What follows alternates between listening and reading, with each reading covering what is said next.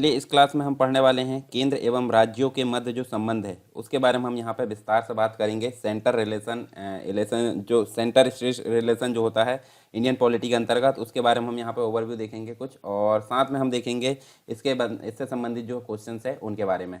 तो चलिए एक एक करके हम यहाँ पे बात कर लेते हैं सारी चीज़ों की।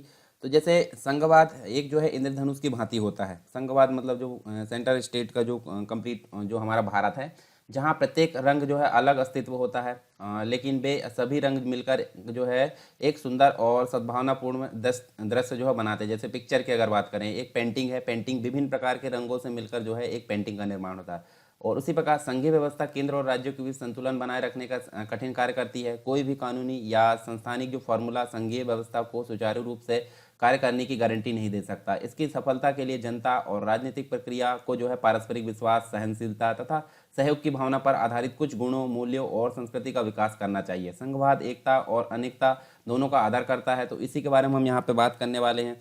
तो इसके अंतर्गत अगर बात करें तो हमको देखने को क्या मिलता है, जैसे आर्टिकल नंबर 1 की अगर बात करें, आर्टिकल नंबर 1 यानी कि अनुच्छेद नंबर 1 के अंतर्गत क्या देखने को मिलता है, भारत बनाम इंडिया आपको देखने को मिलता है। भारत बनाम इंडिया देखने को मिलता है, या अर्थात इंडिया देखने को मिलता है, जो कि राज्यों का संघ होगा। और भारत में मूलतः संघीय शासन प्रणाली को अपनाया गया है। संघ और राज्यों के मध्य शक्तियों का विभाजन है, ये भी हमको देखने मिलता है। संघीय शासन प्रणाली का एक आवश्यक लक्षण होता है। यद्यपि जो भारतीय संविधान है उसका स्वरूप संघात्मक है, किंतु भारत के लिए फेडरेशन शब्द के स्थान पर यूनियन शब्द का उपयोग किया गया, जैसे कि अमेरिका है उसके विपरीत। तो भारत की संघीय प्रणाली कहाँ से ली गई है? भारत की संघीय प्रणाली आपको देखने मिलेगा कनाडा से ली गई है। कनाडा के संविधान से प्रेरित है। कनाडा के समान ही भारत में भी संघ तथा राज्यों के बीच में संविधान द्वारा जो है स्पष्ट उल्लेख किया गया है तथा अवशिष्ट शक्तियां संघ को प्रदान की गई है। तो इसी के बारे में हम यहाँ पे जानने वाले हैं संघ के बारे में। तो यहाँ पे हमको 3 चीज़ें देखने को मिलेगी केंद्र राज्य संबंधों का वर्गीकरण। एक तो विधायी संबंध देखने को मिलेगा, दूसरा हमको प्रशासनिक संबंध देखने को मिलेगा, तीसरा वित्तीय संबंध। तो विधायी संबंध की अगर बात करें तो आर्टिकल नंबर 245 से 255 के अंतर्गत प्रावधान किया गया है। दूसरी चीज़ प्रशासनिक संबंध आपको देखने को मिलेगा, अनुच्छेद नंबर 256 से 263 के अंतर्गत प्रावधान किया गया है। और वित्तीय संबंध की अगर बात करें तो अनुच्छेद नंबर 264 से 293 के अंतर्गत प्रावधान किया गया है। तो एक एक के बारे में हम यहाँ पर डिस्कस करेंगे। पहला बात करेंगे विधायी संबंध, यानी कि लेजिस्लेटिव जो रिलेशन होता है उसके बारे में यहाँ पर जानेंगे। तो देखिए विधायी संबंध के अंतर्गत हम देख सकते हैं टोटल जो अनुच्छेद है वो आपको यहाँ पे देखने को मिल रहा है। तो हम एक एक करके थोड़ा जान लेते हैं ओवरव्यू। जैसे आर्टिकल नंबर 245 की बात करें, संसद और जो राज्य विधायिका होती है, संसद मतलब होता है केंद्र में और राज्य विधायिका मतलब राज्य में, दोनों ही एक प्रकार से संसद का ही रूप है। इसको द्वारा बनाया गया जो कानून उनका विस्तार होता है। दूसरी चीज़ आर्टिकल नंबर 246 के अंतर्गत आपको संसद और राज्य विधायिका द्वारा बनाया गया जो विशेष मामले वाले जो कानून है उनका यहाँ पे जो होता है उन कानूनों का यहाँ पे संबंध होता है।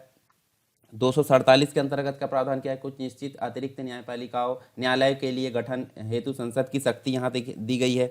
अनुच्छेद नंबर 249 के अंतर्गत संसद द्वारा राष्ट्र हित में राज्य सूची के किसी विषय पर विधान के निर्माण हेतु राज्यसभा का द्वारा पहल। अनुच्छेद नंबर 250 में आपको आपातकाल के दौरान जो अनुसूची राज्य सूची है उसके विषय में विधि निर्माण की पावर संसद की। 251 में 249 और 250 के अधीन संसद द्वारा निर्मित विधि के असंगत होने की स्थिति में राज्य विधि पर जो है वरीयता। 252 के अंतर्गत 2 या 2 से अधिक राज्यों के लिए उनकी सहमति से विधि बनाने की संसद की शक्ति। 253 में आपको अंतर्राष्ट्रीय करारों को प्रभावी बनाने हेतु जो भी संसद की शक्ति वो दी गई है। 254 में आपको देखने मिलेगा संसद द्वारा बनाई गई विधियों और राज्य विधानमंडल द्वारा बनाई गई विधियों में असंगति की स्थिति में संसद द्वारा बनाई गई विधि प्रभावी होगी। 255 में आपको देखने मिलेगा सिफारिशों और पूर्व मंजूरी के बारे में अपेक्षाओं को केवल प्रक्रिया का विषय मानना और उस आधार पर जो है उसे खारिज न करना। तो ये जो है कुछ विधायी संबंध हमने देखे आर्टिकल 245 से लेकर 255 तक देखने मिले। दूसरा जो है प्रशासनिक संबंध देखने को मिलता है। तो प्रशासनिक संबंध 256 से लेकर 263 और इसके अलावा यहाँ जो है नेक्स्ट हमको वित्तीय देखने, पहला प्रशासनिक देख लेते हैं। 256 की अगर बात करें, संसद द्वारा निर्मित विधि के अनुपालन को सुनिश्चित करने के लिए संघ तथा राज्यों को निर्देश दिया जाना, ये आपको देखने मिलेगा 256 में। 257 की अगर बात करें, संघ की कार्यपालिका शक्ति के प्रयोग के साथ साथ राष्ट्रीय सामरिक महत्व के संचार जो साधन है उसके निर्माण और संरक्षण के लिए संघ राज्य का जो है नियंत्रण पर। उसके अलावा जो है 258 की बात करें, कुछ मामलों में संघ द्वारा राज्यों को शक्ति प्रदान करने का संघ का अधिकार। 258 का की अगर बात करें तो राज्य द्वारा जो है केंद्र को कार्य सौंपने की शक्ति। 260 में आपको देखने मिलेगा भारत के बाहर के क्षेत्रों के संबंध में संघ के अधिकार। इसके साथ ही अगर बात करें तो हमको 261 की बात करें यहाँ पे तो सार्वजनिक कार्य अभिलेख और न्यायिक कार्यवाही। 262 में आपको देखने मिलेगा अंतर्राज्यीय नदी जल विवाद के हल के लिए न्यायाधिकरण का गठन। और 263 में आपको अंतर्राज्यीय परिषद का गठन देखने को मिलेगा। चलिए अगला देखते हैं वित्तीय संबंध। वित्तीय संबंध के अंतर्गत कुछ ज़्यादा अनुच्छेद है। जैसे अगर बात करें 265 की, तो विधि के प्राधिकार के बिना करों का आरोपण नहीं। 266 में आपको 265 में आपको विधि के प्राधिकार के बिना करों का आरोपण नहीं। ये जो है 265 दो बार हो गया है। 200 सॉरी यहाँ पे 266 कर लीजिए एक में। 266 जो है 266 भारत और राज्यों की संचित जो निधि है और लोक लेखा से संबंधित होता है। 267 में आपको देखने मिलेगा आकस्मिकता निधि। 268 में केंद्र द्वारा लगाए गए परंतु राज्यों द्वारा एकत्रित एवं विनियोजित कर आते हैं। 270 यहाँ पे देखने को मिलते हैं संघ द्वारा लगाए गए और संग्रहित किए गए राज्य संघ राज्य के बीच वितरित किए जाने वाले कर। 271 में देखने को मिलेगा कुछ निश्चित चुंगी व कर पर केंद्र द्वारा लगाया गया अतिरिक्त प्रभार। उसके अलावा 200 यहाँ पे 74 आएगा, 272 नहीं है, ठीक है। 274 में आपको राज्यों के हितों से संबंधित कराधान वाले जो विधेयक है उसके संदर्भ में राष्ट्रपति की पूर्व अनुमति आवश्यक है।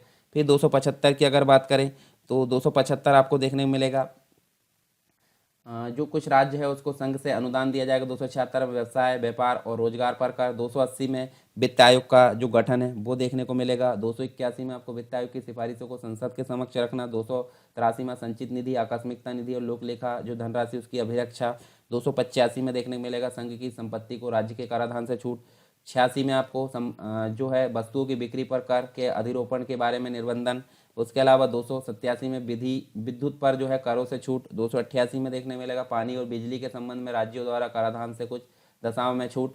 289 की अगर बात करें तो राज्यों की संपत्ति और आय का जो है संघ के कराधान से छूट। उसके अलावा 292 में भारत सरकार द्वारा उधार। 293 की अगर बात करें तो राज्यों द्वारा उधार। तो ये सभी चीज़ें हमको देखने को मिलती है वित्तीय संबंध के संबंध में, ठीक है।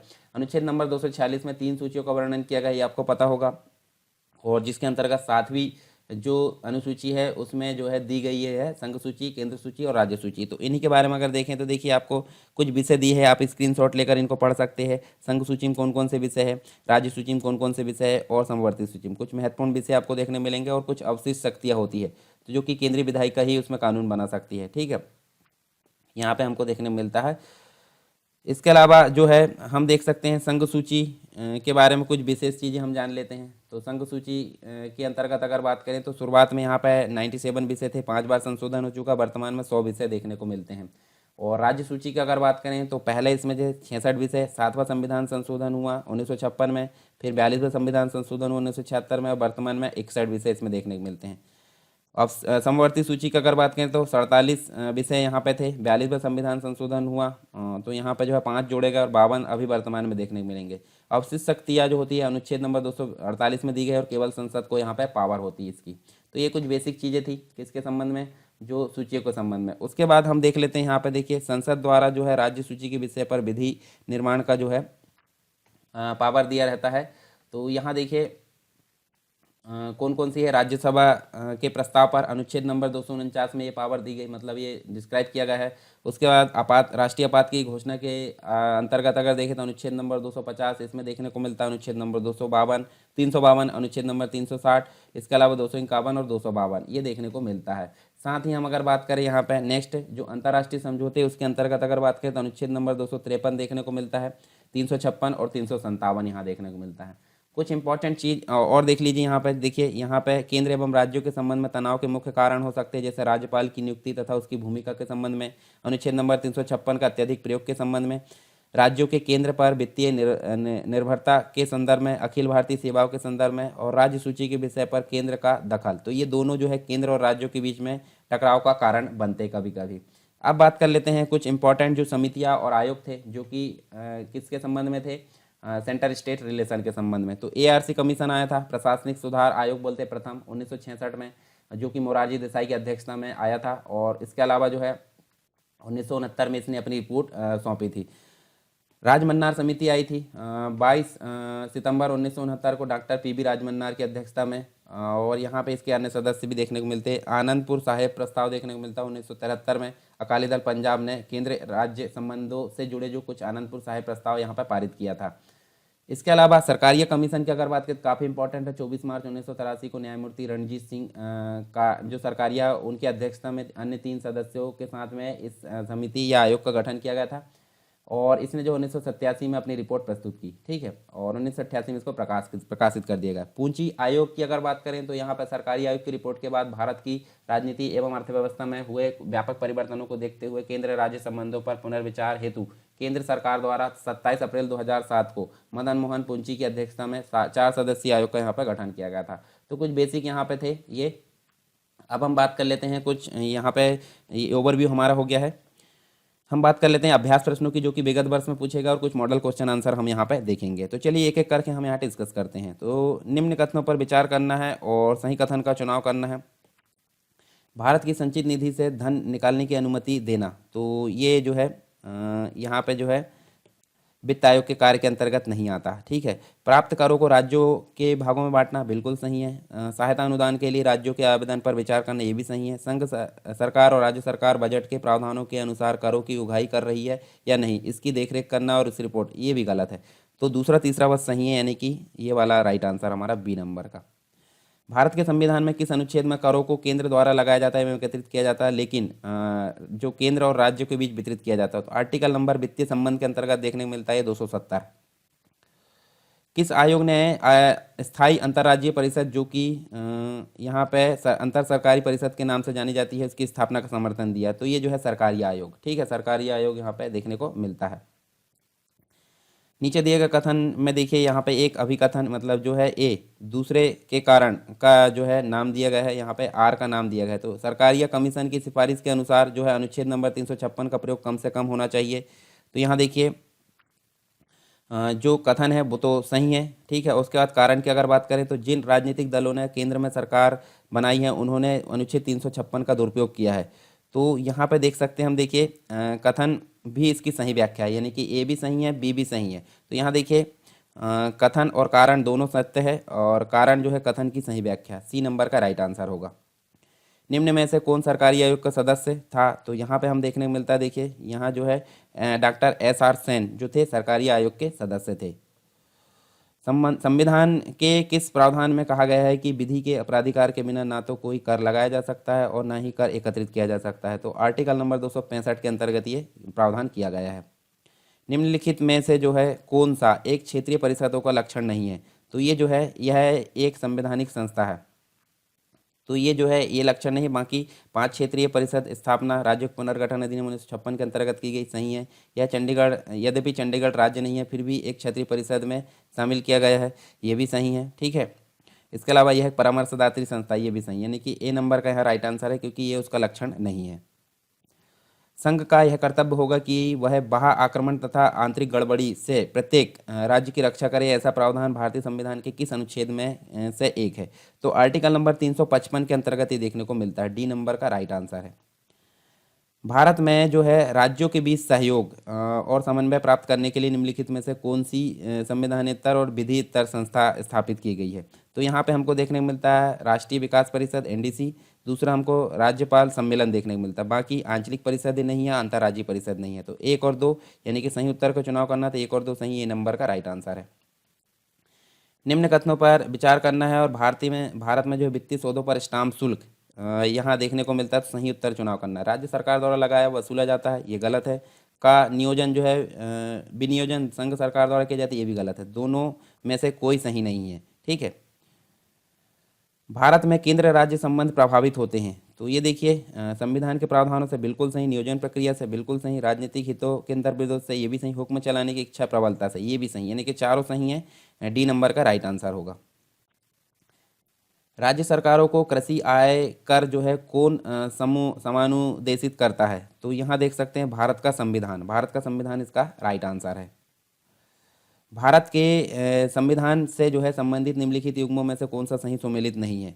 तो देखिए वन जो है समवर्ती सूची में आता है, शेयर बाजार समवर्ती सूची में नहीं आता है, डाकघर जो बचत बैंक संघीय सूची में, ये सही है। लोक स्वास्थ्य, ये भी संघीय सूची मतलब राज्य सूची में आता है।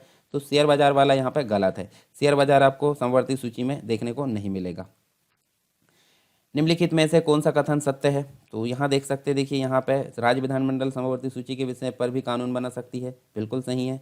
कोई भी राज्य विधानमंडल मूल अधिकारों को छीनने वाला कानून नहीं बना सकती, क्योंकि संविधान के अनुच्छेद 13(2) में ऐसा करने से रोक लगाई गई है, दोनों सही है, यानी कि सी नंबर का राइट आंसर है। निम्नलिखित में से कौन सा कथन सत्य नहीं है? तो यहाँ देख सकते हैं हम, देखिए जो पहला है अनुच्छेद नंबर 248 का संबंध अवशिष्ट शक्तियों के साथ है, बिल्कुल सही है। सभी अवशिष्ट शक्तियाँ संसद के पास है, ना कि राज्यों के पास, ये भी सही है। अवशिष्ट शक्तियों के प्रावधानों के कारण ही जब पहली बार सेवा कर अस्तित्व में आया तो वह पूरी तरीके से केंद्र को मिला, ना कि राज्यों को, ये भी सही। उसके अलावा वन जीव जंतुओं और पक्षियों का संरक्षण अवशिष्ट सूची का विषय है, ये गलत है, ठीक है। तो यही कथन सही नहीं है, इसलिए ये गलत है और राइट आंसर भी यही होगा। जनसंख्या नियंत्रण व परिवार नियोजन विषय जो है किस सूची के अंतर्गत वर्गीकृत किया गया है? तो ये समवर्ती सूची, केंद्र और राज्य दोनों मिलजुल कर इस पर काम करेंगे। निम्नलिखित में से कौन सा युग्म सही सुमेलित नहीं है? तो यहाँ देख सकते हैं, देखिए नागरिकता से जुड़े जो विषय है वो संघ सूची में आएंगे, बिल्कुल सही। जनगणना से जुड़े विषय राज्य सूची में आएंगे, ये गलत है, ये समवर्ती सूची में आएंगे। पुलिस राज्य सूची में, सिविल प्रक्रिया संहिता समवर्ती सूची में। तो बी नंबर का राइट आंसर हमारा। एक संघीय राज्य व्यवस्था में निम्नलिखित में से कौन सा है? ठीक है, तो यहाँ देख सकते हैं, देखिए संघ और राज्यों के बीच संबंध, राज्यों के मध्य संबंध, समन्वय के लिए तंत्र, विवादों को सुलझाने के लिए तंत्र, तो ये सभी सही है, यानी कि डी नंबर का राइट आंसर होगा। केंद्र तथा राज्यों के मध्य शक्तियों के वितरण के लिए भारत का संविधान जो है 3 अनुसूचियों को प्रस्तुत करता है। निम्न में से कौन से 2 अनुच्छेद शक्तियों के वितरण को विनियोजित करते हैं? तो आर्टिकल नंबर 245 और आर्टिकल नंबर 246 ये व्यवस्था यहाँ पे करते हैं, डी नंबर का राइट आंसर होगा। फिर उसके बाद निम्नलिखित में से जो है कौन सा कथन सत्य है? तो यहाँ देख सकते हैं हम, देखिए 1 और 2, यानी कि हम देख सकते हैं राज्य की कर सूची जो है केंद्र की सूची से लंबी है, सही है। राज्य आय की संभावना वाले जो कर है संघ सूची में है, जबकि राज्य सूची में शामिल करों से अधिक आय नहीं हो पाती। तो ये दोनों सही है, यानी कि सी नंबर का राइट आंसर है। निम्नलिखित में से कौन सा कथन सत्य है? तो यहाँ हमको देखने को मिलेगा संविधान द्वारा अवशिष्ट शक्तियाँ संसद को दी गई है, ये शक्तियाँ करों के अधिरोपण से संबंधित विधियों पर लागू होती है, ये सही है। संसद समय समय पर कुछ ऐसे कर लगाए जो संघ सूची, राज्य सूची व समवर्ती सूची में शामिल नहीं, ये दोनों सही है, यानी कि सी नंबर का राइट आंसर है। निम्न में से कौन से कथन यहाँ पे देखिए सत्य है? तो यहाँ देख सकते हैं अखिल भारतीय सेवा केंद्र सरकार को राज्यों को नियंत्रित करने के लिए महत्वपूर्ण शक्ति प्रदान करती है, बिल्कुल सही। केंद्र तथा राज्यों के कार्यों में समन्वय बढ़ाने के लिए कई सम्मेलन आयोजित किए जाते हैं, इन सभी की अध्यक्षता जो है केंद्र के प्रतिनिधि द्वारा की जाती है, ये भी सही है, यानी कि दोनों सही है, 1 और 2 दोनों, ठीक है। निम्न में से कौन सा कथन सत्य है? तो यहाँ देख सकते हैं, देखिए आपात उद्घोषणा के समय केंद्र व राज्यों के प्रशासनिक संबंधों में व्यापक बदलाव आ जाता है, बिल्कुल सही। 360 के तहत राष्ट्रपति उच्च न्यायालय के न्यायाधीशों के वेतन भत्तों में कटौती करने के निर्देश दे सकता है, ये भी सही, दोनों सही है, सी नंबर का राइट आंसर है। कृष्णा नदी जल विवाद अधिकरण की स्थापना कब की गई थी? तो ये 1969 में, यानी कि ए नंबर का राइट आंसर है। उत्तर क्षेत्रीय परिषद का मुख्यालय कहाँ है? तो ये नई दिल्ली, भारत की राजधानी के अंतर्गत देखने को मिलेगा। वर्तमान में पूर्वोत्तर परिषद के अंतर्गत कितने राज्य शामिल है? तो यहाँ 8 राज्य इसके अंतर्गत शामिल है। तो 8 राज्य कौन कौन से हैं? तो वो आपको देखने को मिलेगा, 7 तो हो गए टोटल, जो 7 है, और एक सिक्किम भी है, ठीक है। भारतीय संविधान ने अवशिष्ट शक्तियों को किसे प्रदान किया है गया है? तो ये संघीय सरकार को दिया गया है, संघीय सरकार, यानी कि ए नंबर का राइट आंसर है। केंद्र एवं राज्य के बीच वित्त के विभाजन की व्यवस्था के संदर्भ में वित्त आयोग के निम्नलिखित कार्य पर विचार करना है। तो देखिए यहाँ पे केंद्र राज्य के बीच कराधान व्यवस्था का निर्धारण, ऐसी प्राप्तियों में राज्यों के बीच हिस्सेदारी निर्धारण, बिल्कुल सही। राज्य वित्त आयोग की संस्तुतियों के आधार पर राज्य पंचायतों और नगर पालिकाओं के आय स्रोतों की वृद्धि के लिए राज्य की संचित निधि को बढ़ाने के लिए किए जाने वाले जो उपाय है आदि विषय पर राष्ट्रपति को सलाह देना। तो 1 और 2 दोनों सही है, यानी कि सी नंबर का राइट आंसर है। भारतीय संविधान के किस अनुच्छेद में अंतर्राज्यीय परिषद के गठन के प्रावधान है? तो ये आर्टिकल नंबर 263 के अंतर्गत ये देखने को मिलता है, ठीक है। राजमन्नार समिति के प्रमुख सुझाव के संदर्भ में जो है निम्नलिखित कथनों पर विचार करना और सत्य कथन का चुनाव करना। तो अवशिष्ट विषय या तो समाप्त किए जाने चाहिए अथवा उन पर विधि बनाने की शक्ति राज्यों को दे दी जानी चाहिए, ये सही है। अखिल भारतीय सेवा को समाप्त किया जाना चाहिए, ये भी सही है। वित्त आयोग को भंग करके केंद्र एवं राज्यों के मध्य वित्त के बंटवारे के लिए एक नई संस्था का निर्माण किया जाना चाहिए, गलत है। तो 1 और 2 दोनों सही है, तो तीसरा गलत है, इसलिए बी नंबर का राइट आंसर है। पूंजी आयोग का गठन केंद्र सरकार द्वारा किस वर्ष किया गया था? तो ये 2007 में किया गया था। राज्यों की कराधान की शक्ति पर नियंत्रण स्थापित करने के संदर्भ निम्नलिखित कथनों पर कौन सा कथन असत्य है? असत्य कथन का चुनाव करना। तो यहाँ पे जो है पहला कथन की अगर बात करें तो यहाँ देखिए भारतीय संविधान अनुच्छेद 276, 86, 87 तथा 288 ऐसे नियंत्रण लगाए गए हैं ताकि केंद्र एवं राज्य संबंध तथा विभिन्न राज्यों के संबंधों में तनाव की स्थिति उत्पन्न न हो। तो ये बिल्कुल सही है, तो इसलिए कथन असत्य नहीं है, इसलिए गलत भी नहीं होगा। संविधान के अनुच्छेद 276 में प्रावधान है कि प्रत्येक राज्य का विधानमंडल राज्य सूची में प्रदत्त शक्तियों के अनुसार व्यक्तियों, व्यापारों, आजीविकाओं तथा नियोजनों पर कर लगा सकता है, ये भी सही है। संविधान के अनुच्छेद 286 के अंतर्गत संसद समाचार पत्रों के क्रय विक्रय पर कर लगा सकती है, ये गलत है। और उसके अलावा संविधान अनुच्छेद 287 में प्रावधान किया गया है कि राज्य विधानमंडल विद्युत की बिक्री व उपभोग पर कर लगा सकती है, तो ये सही है। तो तीसरा बस गलत है और असत्य कथन को ही पहचानना था, तो इसलिए सी नंबर का हमारा राइट आंसर है। इसके अलावा केंद्र सरकार तथा राज्य के मध्य विधायी संबंधों की विवेचना की गई है, तो यहाँ जो है आर्टिकल नंबर 245 से 255 के अंतर्गत की गई है। ठीक है, तो ये तो थे हमारे कुछ अंतर मतलब इंटर स्टेट रिलेशन यानी केंद्र और राज्यों के मध्य संबंध की स्थिति में हमने कुछ ओवरव्यू देखा और उसके संबंध में कुछ क्वेश्चंस को हमने डिस्कस किया जो कि पुराने वर्षों के थे और कुछ आने वाले एग्जाम के लिए भी थे। आई होप सारी चीज़ें आपको समझ में आई होगी, और अगर नहीं आई हैं, कुछ डाउट है तो आप कमेंट बॉक्स में बताइए। टेलीग्राम चैनल और डिस्कशन जो ग्रुप है टेलीग्राम का, उसको भी आप ज्वाइन कर सकते हैं, वहाँ भी आप क्वेश्चन पूछ सकते हैं, या फिर ऐप में जाकर आप वहाँ से सारी चीज़ें प्राप्त कर सकते हैं, जो PDF वगैरह है, लेक्चर है, और वहाँ डाउट को क्लियर भी कर सकते हैं।